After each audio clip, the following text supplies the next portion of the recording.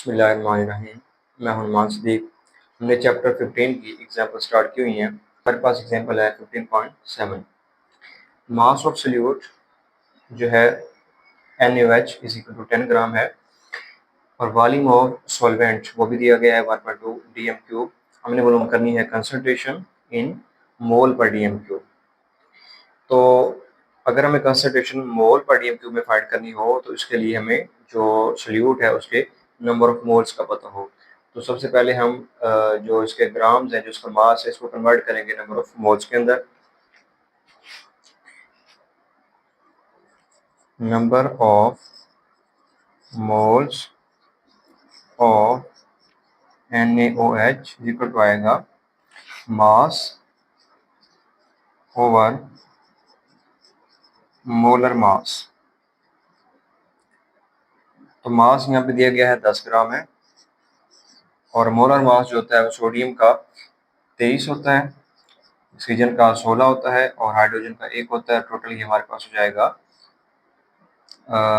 20, 30, 40 हो जाएगा, ये 40 ग्राम। तो ये आ जाएगा जी 0.25। तो ये हमारे पास आ जाएंगे number of moles of sodium hydroxide 0.25। तो अब हमने क्या करना है, कंसंट्रेशन फाइंड आउट करनी है। तो कंसंट्रेशन इज इक्वल होगी number of moles over volume of solution. Number of moles हमारे पास 0.25 और वॉल्यूम हमारे पास 1.2 dm3। तो इससे हम जो है वो आंसर आएगा 0.21 मोल पर dm3। तो ये हमारा आंसर आ जाएगा। दोबारा देख लें जिसको, मास ऑफ सल्यूट दिया गया है 10 ग्राम है, वॉल्यूम ऑफ सॉल्यूशन वो भी दिया गया है 1.2 dm3 है। हमने कंसंट्रेशन मालूम करनी है इन मोल पर dm3। तो कंसंट्रेशन मालूम करने के लिए हमें चाहिए यहाँ पे नंबर ऑफ मोल्स, जो कि अभी हमें पहले निकालना पड़ेंगे। इसलिए हमने नंबर ऑफ मोल्स मालूम की है मास ओवर मोलर मास के फार्मूला से। मास 10 ग्राम दिया गया था, मोलर मास सोडियम हाइड्रोक्साइड का 40 होता है, वो हमने लिख दिया, 0.25 मोल्स आ गया। अब मोल्स की जगह भी हमने 0.25 लिख दिया और वॉल्यूम जो है वो हमारे पास वाटर का था 1.2, वो पुट किया और इसे आंसर निकाल लिया। नेक्स्ट एग्जांपल है 15.8। अब इसमें क्या है कि हमने टाइट्रेशन के थ्रू जो है वो कंसंट्रेशन को फाइंड आउट करना है। टाइट्रेशन में हमारे पास दो तरह के सॉल्यूशन होते हैं। एक होता है हमारे पास नॉन सॉल्यूशन और दूसरा होता है अननोन सॉल्यूशन। जो सॉल्यूशन नॉन है इसके हमें वॉल्यूम भी पता है और इसकी हमें कंसंट्रेशन भी पता है, लेकिन जो अननोन सॉल्यूशन है इसका हमें सिर्फ वॉल्यूम मालूम होगा और कंसंट्रेशन जो है हमने इसकी फाइंड करनी होगी। तो टाइट्रेशन में क्या होगा कि जब नॉन सॉल्यूशन को अननोन सॉल्यूशन के अगेंस्ट टाइट्रेट किया जाएगा, एंड पार्ट उसका अचीव हो जाएगा और फिर एंड पे जाके दोनों का हमें वॉल्यूम भी पता होनी चाहिए कि दोनों का वॉल्यूम कितना यूज हुआ है और कंसंट्रेशन हमें जो कि एक सॉल्यूशन जो नॉन था उसकी पता है, तो इससे हम जो है वो अननोन सॉल्यूशन की कंसंट्रेशन फाइंड करेंगे। हमारे पास जो दोनों सॉल्यूशन है, एक है सोडियम हाइड्रोक्साइड का और दूसरा है HCl। तो सबसे पहले हम इनकी इक्वेशन लिख लेते हैं, balance chemical equation. Sodium hydroxide जब HCl के साथ रिएक्ट करेगा तो इससे बनेगा NaCl और इसके साथ बनेगा वाटर।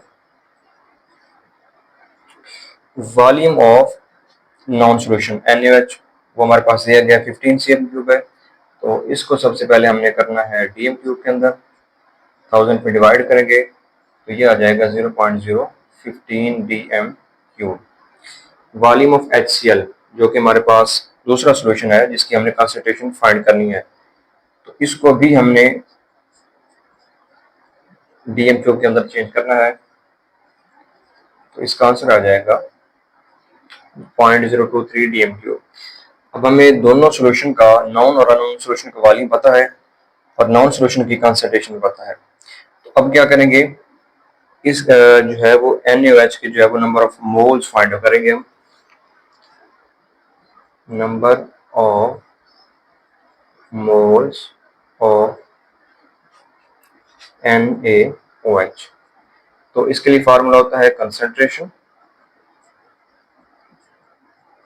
Multiply by volume.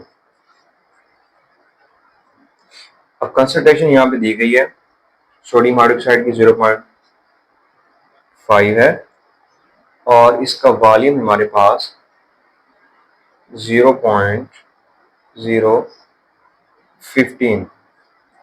तो इन दोनों को मल्टीप्लाई करेंगे तो आंसर आएगा 0.0075 मोल्स। ये हमारे पास आ जाएंगे number of moles of NaOH। अब बैलेंस केमिकल इक्वेशन में देखें तो NaOH का भी 1 मोल यूज होगा और HCl का भी 1 मोल यूज होगा, यानी इन दोनों का 1-1 मोल यूज हो रहा है। तो अगर NaOH की जो है नंबर ऑफ मोल 0.075 है तो number of moles of HCl भी क्या होंगे, 0.0075। तो अब हमें HCl के नंबर ऑफ मोल्स भी पता चल गए और वॉल्यूम इसका शुरू में दिया गया है, तो हम फार्मूला लगा के इसकी कंसंट्रेशन फाइंड कर सकते हैं। Concentration of HCl is equal to number of moles over volume. तो नंबर ऑफ मोल्स हमारे पास है 0.0075 और इसका वॉल्यूम दिया गया है यहाँ पे 0.023 0.023। तो इसका आंसर ऑलमोस्ट आ जाएगा 0.326 मोल पर DM क्यूब। तो इस तरह जो है हम HCl की कंसंट्रेशन फाइंड आउट कर सकते हैं।